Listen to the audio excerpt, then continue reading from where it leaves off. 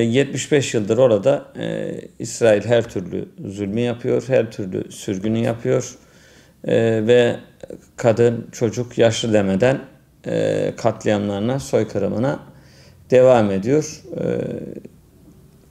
Hatırlarsanız her Ramazan ayında özellikle Filistin topraklarına, özellikle de Gazze'ye saldırmayı tercih ediyor. Bu defa 7 Ekim'de Hamas'ın yapmış olduğu bir baskını gerekçe göstererek orantısız bir güç kullanmaya devam ediyor. Bunun neticesinde oradaki mücadele devam etmekle beraber dünyanın dört bir tarafında gerek Müslümanlar, gerek insan hakları savunucuları sürekli gösteriler, eylemler yapıyor ve orada yapılan soykırımı durdurmak için elinden geleni yapıyor. Ancak özellikle Amerika Birleşik Devletleri, Avrupa Birliği ülkeleri ve bazı ülkeler katil İsrail'in yanında durmak suretiyle oradaki zulmün devamını sağlıyorlar ve bugün Gazze'de hiç olmadığı kadar büyük bir insanlık dramı yaşanıyor. Bizim ne yapıp bu dramı bitirmemiz, orada ateşkesi sağlamamız lazım. Çünkü mabetlerden tutun okullara, okullardan tutun hastanelere kadar her yeri bombalıyor. Ölü sayısı 11'i geçmiş durumda ve bunların %40'ından fazlası da maalesef çocuk. Sonrasında sayı olarak kadınlar çoğunlukta ve bunlar Filistinlilerin hem çoğalmaması hem doğan çocukların büyümemesi için ellerinden geleni yapıyorlar. Katil devlet zulmünü arttırdıkça dünyanın her tarafında insanlar tepki göstermeye devam ediyor. Yani Amerika'da bildiğim kadarıyla dün 300 binin üzerinde insan yürüdü. Hemen hemen her ülkede ciddi yürüyüşler yapılıyor, eylemler yapılıyor, boykot çağrıları yapılıyor ve bütün bunlar artık İsrail'in ilk günlerdeki sözde haklılığını tamamen boşa çıkarmış durumda. Çünkü İsrail'in yaptığı zulüm ne kadar orantısız bir güç kullanmak şeklinde olduğunu bütün dünya gördü. Dolayısıyla bu eylemler, boykot, mitingler bir takım insanlar belki küçümsüyor olabilir. Ancak bunların hiçbir faydası yoksa bile tarihe not düşmek açısından son derece önemli olduğunu biz değerlendiriyoruz. Dünyanın her tarafında merhametli insanlar, zulme karşı olan insanlar her türlü tepkiyi göstermeye devam ediyor ve biz bu gösterilere devam etmesini istiyoruz.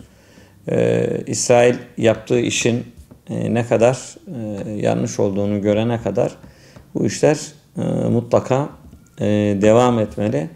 Ancak İsrail'in de biz güçten anladığını çok iyi biliyoruz. Bu bağlamda Türkiye'de üzerine düşeni hem devlet olarak hem millet olarak yapmaya biz gayret ediyoruz. İşte olayların başlangıcından bu yana işte Büyük Filistin yürüyüşü, Büyük Filistin mitingi, konsolosluklar önünde eylem, bunun gibi 81 ilimizde halkımız sokağa döküldü. Özellikle Batman ve Diyarbakır'da da kitleler halinde çok büyük gösteriler oldu. Ankara'da yine aynı şekilde oldu. İstanbul'da olanlar zaten en büyük eylemlerdi bildiğiniz gibi. Biz bu eylemlerin devam etmesinden yanayız ta ki İsrail durdurulana kadar. Memursan olarak biz Türkiye'de sivil toplumla beraber ne yapılması gerekiyorsa bugüne kadar yaptık. Ama biz sendika olarak da ayrıca değişik etkinliklere imza atıyoruz. Değişik etkinlikler düzenliyoruz. Her iş kolumuz kendine göre eylem yapıyor. Yarın da Memur Sen Konfederasyonu olarak iş yerlerinde kokart takma eylemi yapacağız. Filistin'de soykırıma dur diye böyle kokartlarımızı ceketlerimize ya da gömleklerimize yapıştırmak ya da iğnelemek suretiyle iş yerlerimize gideceğiz. Yarın gün boyunca iş yerlerimizde bu şekilde çalışacağız. Aynı zamanda bu kokartların sosyal medyada da kullanmasını sağlayacağız. Soykırıma dur de etkinliği yaparak dikkatleri Filistin üzerine çekmeye devam edeceğiz.